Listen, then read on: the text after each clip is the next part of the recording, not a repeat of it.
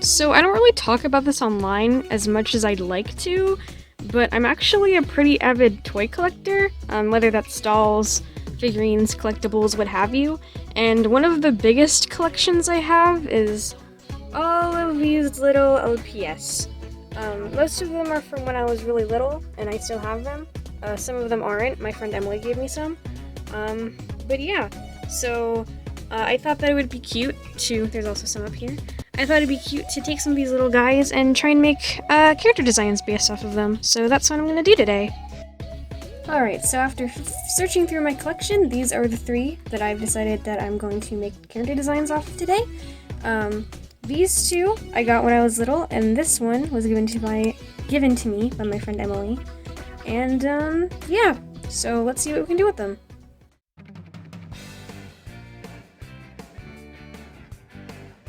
Alright, up first is obviously the Seahorse, which is one that I owned when I was little, like I said in the introduction. So for most of my toys, I gave them little personalities and backstories and all that kind of thing, but I don't remember anything about the Seahorse. I think that the only thing I remember is that they were friends with a seagull, and that's literally it. So that means that this time I kind of got to do whatever I wanted for their redesign. And I decided to make them a cute little surfer, because I felt like it, and I thought it would make sense because obviously they're a seahorse. Even in this mostly human form, I feel like water should be a pretty important part of their life. And when I say mostly human, I mean that I am really bad at just not making characters like...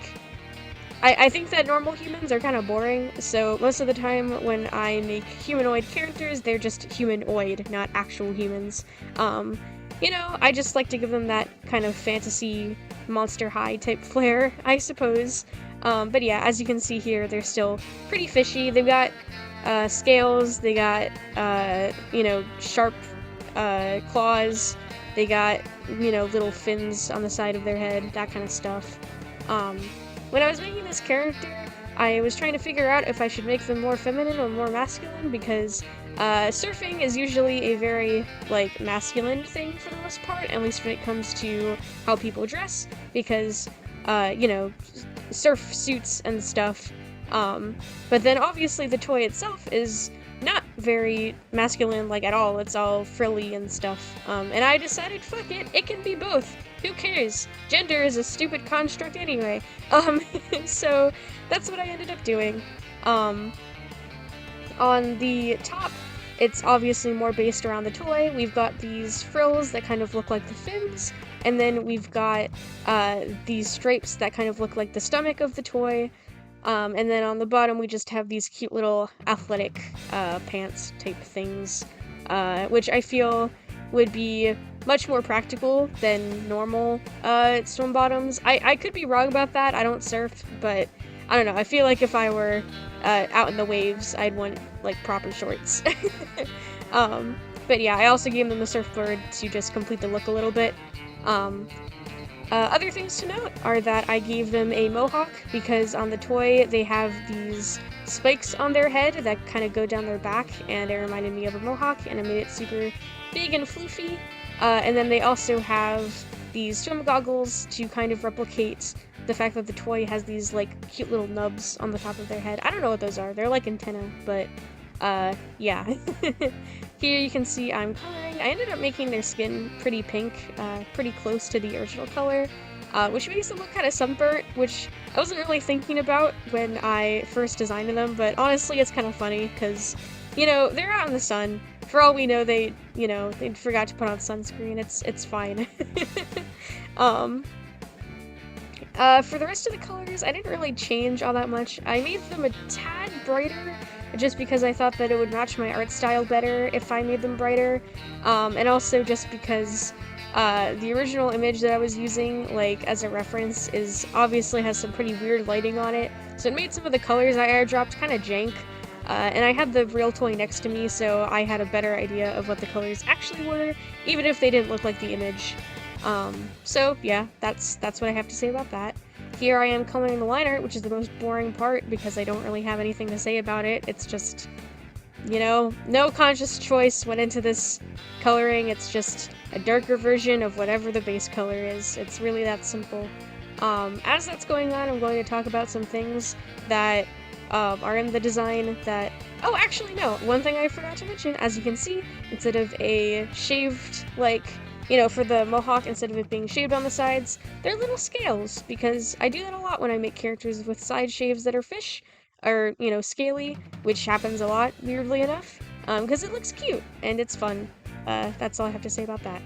Anyway, other things to mention is that, on the design, there's this shimmer to some of the parts of it that I couldn't really figure out where to put on the actual design itself because it looked too cluttered, so I just put it on the surfboard, and here you can see I'm adding little freckles, because obviously, at least if you're like me, you know, you go out in the sun and you freckle. That's what happens. And obviously this character is out in the sun a lot, so I decided to give them all these freckles all over because it's cute. Also because the original design had these weird bumps on them, and I really didn't know how to like do that in a way that made sense. But then I thought, you know, freckles are kind of like that, so that's what's going on. But yeah, that's all I really have to say about this character. I think they turned out super duper cute, and I'm gonna let the rest of the footage play so you can see the rest of the process if you want to. If you don't want to do that, you can simply skip ahead. I've got everything, you know, sorted out in chapters or whatever, so you can, no shame in just skipping it and moving on to the next one. But yeah, I'll see you there.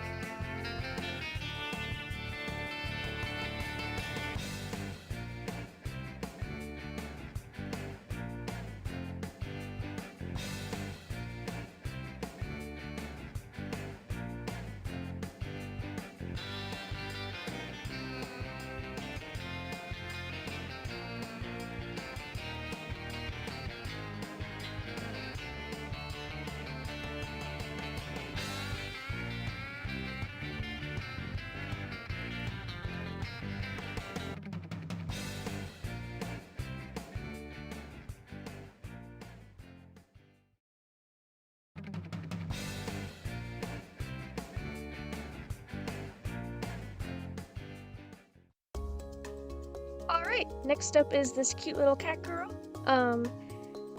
Even though I didn't remember basically anything from my childhood when I made the first character, I do remember some stuff about this character, because she was my favorite, or one of my favorites at least. From what I remember about her, she's a shy, timid type, very nerdy, very dorky, doesn't really like talking to people or going outside. We've all been there. And she also works at an ice cream parlor because something about the swirlers, not swirlers, something about the swirlies on her design and her pale yellow color kind of reminded me of custard. So yeah, that's basically all I have, but hey, it's more than I had about the first one. Some things that I tried to keep in mind in this design were that I decided to try and give her some hobbies that I think would fit her introverted lifestyle. So I imagine she's very modest. She doesn't like to wear super flashy clothes. She prefers things that are a little bit more comfortable. So as you can see, I gave her this big floppy oversized sweater that I imagine would be very warm and very cozy. To match with that, I decided to give her this big long scarf that has patches in it because I'd like to imagine that she either mends her own clothes, makes her own clothes, or thrifts and upcycles stuff, or probably all of the above, most likely. I did decide to give her a cute little short skirt just for some sort of, you know, contrast, I suppose, to all of the baggy things on her. And then, along with these cutesy little Mary Jane type shoes, I gave her big ol' leg warmers, because, one, obviously it's cute and it's comfy, of course, but also because I colored them so that way they would match the asymmetrical colors of the original toy's paws. I just thought it would be a cute touch, and obviously you'll see that once I get into the coloring. Yeah, I don't really have much to say about this character. She's always reminded me of Fluttershy with the way that she, like, you know, obviously her colors and everything, and the fact that she's got these big green droopy eyes. And I think that's probably where I got her original, like, personality from, just because that's just how much she reminded me of her, that it kind of seeped into how I ended up playing with her as a kid. But yeah, I really don't have much else to say about this character. I kept her colors basically pretty similar. I think I did the same thing that I did with the other one, which is just boost the saturation a little bit so that way it worked a little bit better with my art style.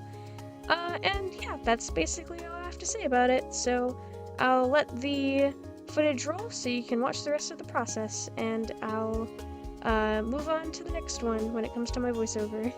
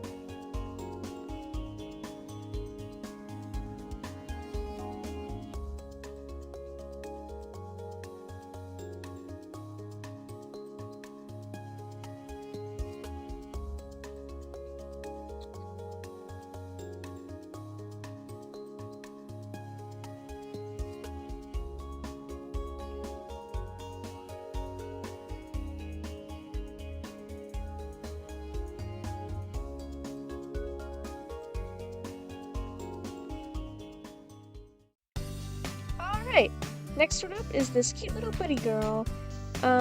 So this was one of the ones that I actually didn't have when I was little. This one was given to me by my friend Emily, not too long after this video was recorded, and so I kind of had to make up a bunch of nonsense based on their design, because obviously if I never played with them when I was little, I never gave them a personality to begin with. So yeah. What I ended up with is that this character reminded me of a cute little florist or gardener type character, who grows their own flowers and arranges them and sells them, and that's what they do all day, which sounds like the life to me. But yeah, I wanted them to seem really friendly and optimistic, and just like, you know, they live this carefree life. Obviously, a lot of their clothes are surrounded by the fact that they're gardeners, so they have these cute little overalls and this big floppy sun hat and you know, that kind of stuff. Another thing is obviously the flower motif is pretty big, so they have these little patches on their overalls with this flower pattern, and then even their little buckles on their overalls are flowers. And they also have this cute little blouse underneath just for a little touch of more, I don't know, something a little bit more like flouncy, I suppose.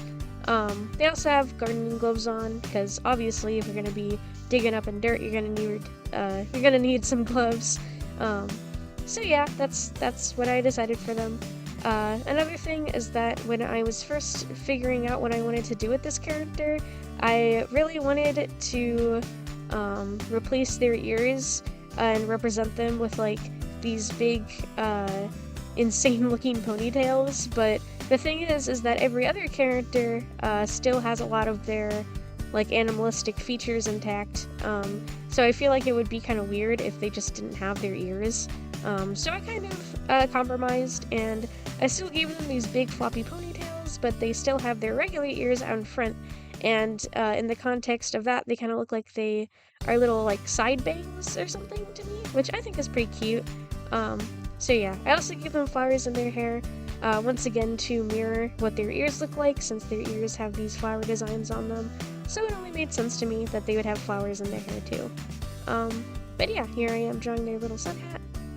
That's basically all I have to say about this character. They remind me a lot of Easter, which I think is kind of cute, because obviously it's like, you know, spring flowers, and then it's a cute little bunny, and yeah, so that's all I have to really say about them. I think they're super adorable. Just like before, I'll let the footage play so you can watch the process, and I'll talk to you when we get to the end, or get to the outro, not the intro. When we get to the outro.